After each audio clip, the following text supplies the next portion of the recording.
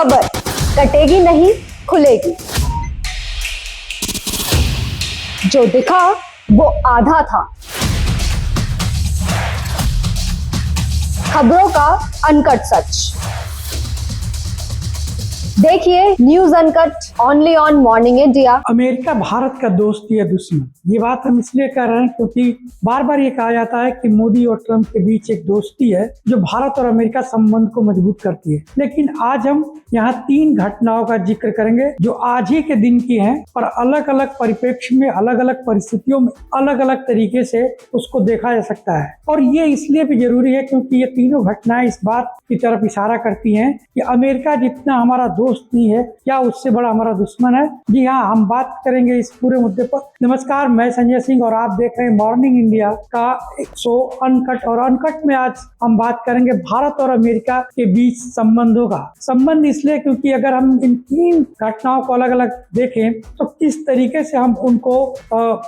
एक दूसरे के विपरीत भी मानेंगे, एक दूसरे के कह सकते हैं कि अनुरूप भी नहीं है, और एक दूसरे से अलग हटकर होने के साथ ये इस बात की तरफ भी दर्शाती है कि दोनों ही तीनों घटनाओं में एक विरोधाभास है। और इस विरोधाभास के बाद भी ये कहा जाता है कि भारत और अमेरिका अच्छे मित्र देश हैं। पहली घटना अगर हम बात करें जम्मू कश्मीर की है। As everybody here knows, I'm the U.S. ambassador to India, and this is an important part of India, and so I'm here visiting for the first time. Hey, hold the phone, And so I'm thrilled to be here, thrilled to see this place. We had a very good meeting, and we have some follow-ups that we hope to take back to Washington, back to Michigan. But a very cordial, and we look forward to building this relationship forward. Jammu Kashmir में America के भारत में जो राजदूत है सर्जियाई गोर, वो जाते हैं और वहां जाने के बाद एक बयान देते हैं। वो बयान ये देते हैं कि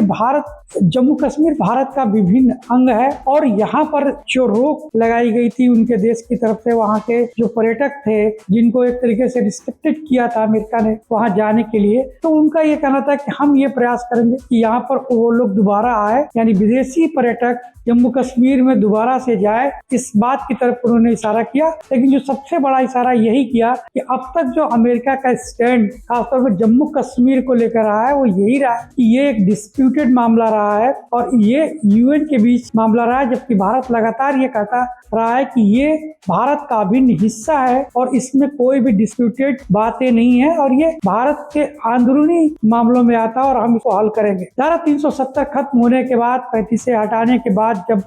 जम्मू कश्मीर को केंद्र के अधीन यानी केंद्र शासित प्रदेश बनाया गया, उसके बाद वहाँ की जो परिस्थितियां हैं वो किस तरीके से बदली हैं, लगातार तेजी से बदली है। वहाँ पर इंफ्रास्ट्रक्चर से लेकर तमाम काम भारत सरकार ने किया और उसका ये नतीजा है कि आज जो कह सकते हैं कि भारतीय पर्यटक है वो लगातार रिकॉर्ड संख्या में वहाँ जाते हैं। अब विदेशी जो पर्यटक है उनको वहां पर आकर्षित करने की बात की जा रही है। दूसरी जिस घटना का हम जिक्र कर रहे हैं वो अमेरिका से रिलेटेड है, और वो घटना है मोहन भागवत। आरएसएस प्रमुख मोहन भागवत का 25 अगस्त से एक दौरा शुरू होने वाला है। इस दौरे में वो अमेरिका, कनाडा और ब्रिटेन की यात्रा करेंगे 25 से 29 अगस्त के बीच में, और न्यूयॉर्क में उनका एक कार्यक्रम रखा गया है जहां पर वो लोगों के साथ बातचीत करेंगे। और इस बातचीत को लेकर अमेरिका की तरफ से जो अमेरिका का एक आयोग है, जो धार्मिक स्वतंत्रता आयोग बोला जाता है, उसके जो अध्यक्ष है उनका बयान आता है हमीद अब्बास का कि जो आरएसएस है और जो मोहन भागवत है उनको बैन कर देना चाहिए, अमेरिका में आने के लिए इस संस्था को बैन कर देना चाहिए, क्योंकि ये जो संस्था है वो धार्मिक कट्टरता को बढ़ावा देती है और डिस्क्रिमिनेशन करती है दूसरे धर्मों के खिलाफ भारत में। और एक तरीके से उन्होंने सीधा सीधा आरोप लगाया है कि भारत में जो धार्मिक स्वतंत्रता है वो नहीं है और दूसरे धर्म के लोगों के लिए यहाँ पर मुश्किल आ रही है। ये पहली बार नहीं है जब अमेरिका की तरफ से जो धार्मिक स्वतंत्रता आयोग है उसने ये बात कही हो, वो लगातार इस बात को कहता रहा है। और इसी तरीके से आप अगर ध्यान दें कि 2001 गुजरात हिंसा के बाद, गुजरात में जो हिंसा हुई थी उसके बाद जिस तरीके से उसका रिएक्शन हुआ था और उसके बाद नरेंद्र मोदी जो वहाँ के मुख्यमंत्री थे उनके ऊपर भी बैन कर दिया था अमेरिका ने, लेकिन प्रधानमंत्री बनने के बाद उनके ऊपर तो वो सारे बैन हटा दिए गए और उन्होंने उसके बाद अमेरिका के कई दौरे किए और उनका अमेरिका ने दिल खोल के स्वागत किया। तो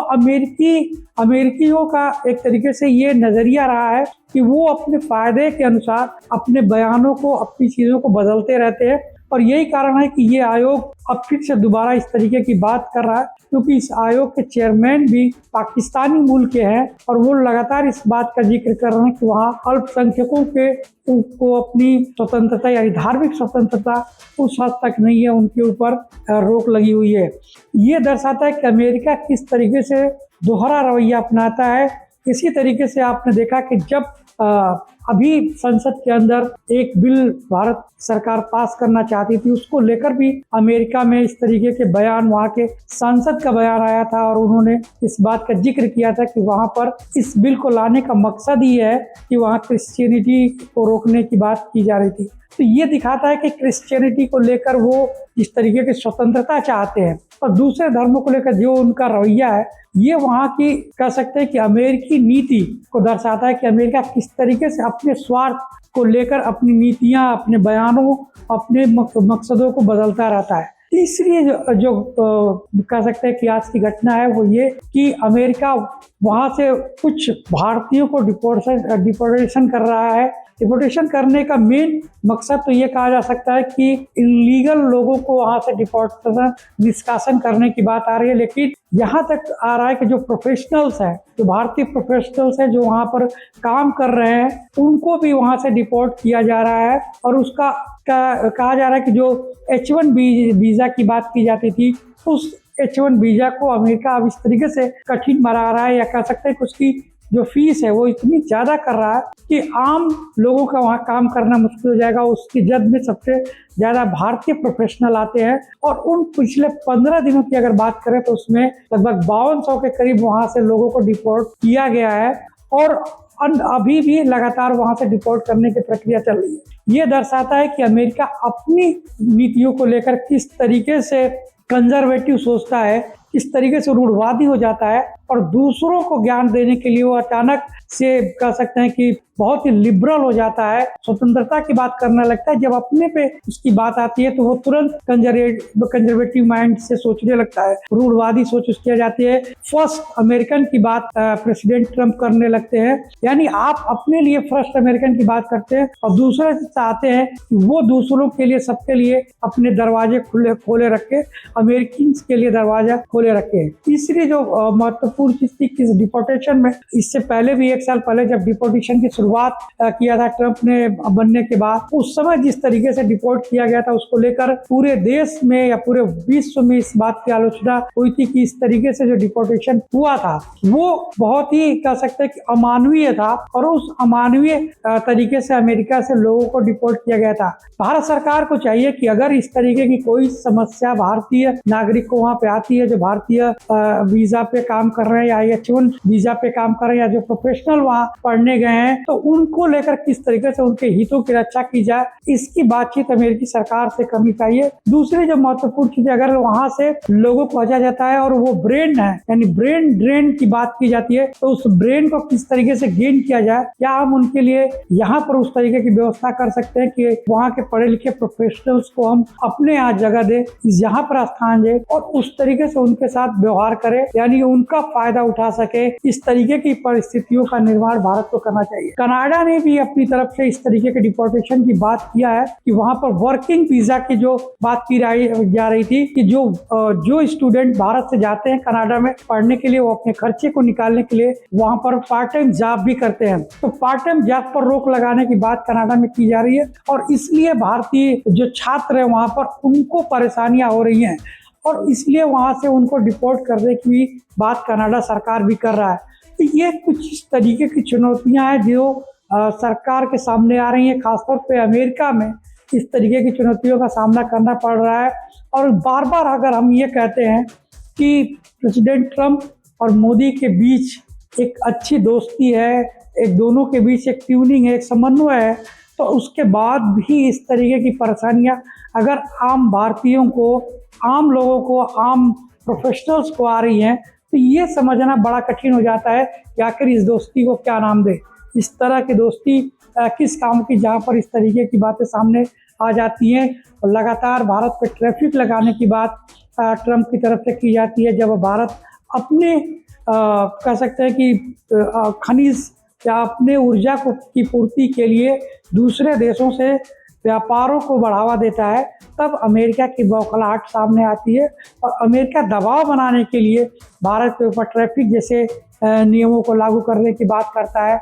और इस तरीके का करने अपनाता है जिससे कि भारत को दबाव में लाया जाए। तो ये भारत की कूटनीति और रणनीति होनी चाहिए कि किस तरीके से इन चीज़ों का जवाब दिया जाए। खासतौर पे अगर मोहन भागवत अमेरिका जाते हैं और उस कार्यक्रम में भाग लेते हैं और इस तरीके के बयान अमेरिकी संस्थाओं की तरफ से आती है, तो ये एक बहुत ही कह सकते हैं कि सोचने वाली बात है, चिंता की बात है कि क्या वाकई में वहाँ पर फ्रीडम है। क्योंकि अगर आप देखें तो एक लंबा इतिहास रहा है। स्वामी विवेकानंद ने पहला अपना स्पीच शिकागो में दिया था और उसके बाद से भी कई बार, अगर भागवत की बात करें तो इससे पहले भी भागवत वहाँ जा चुके हैं। तो इस तरीके का बयान अब देना, मुझे लगता है कि ये एक राजनीतिक सोच हो सकती है अमेरिका की, लेकिन ये कहीं ना कहीं एक हेल्दी कूटनीतिक सोच नहीं कह सकती है। तो ये चीज़ें देखकर, इन घटनाओं को देखकर ऐसा लगता है कि क्या भारत और अमेरिका के बीच दोस्ती है या ये दोस्ती दुश्मनी की तरीके है, ये सोचना लगभग असंभव हो जाता है। अभी के लिए इस प्रोग्राम में इतना ही। आगे हम इस मुद्दे पर जो भी कुछ अपडेट होगा आपको देते रहेंगे। तब तक के लिए धन्यवाद।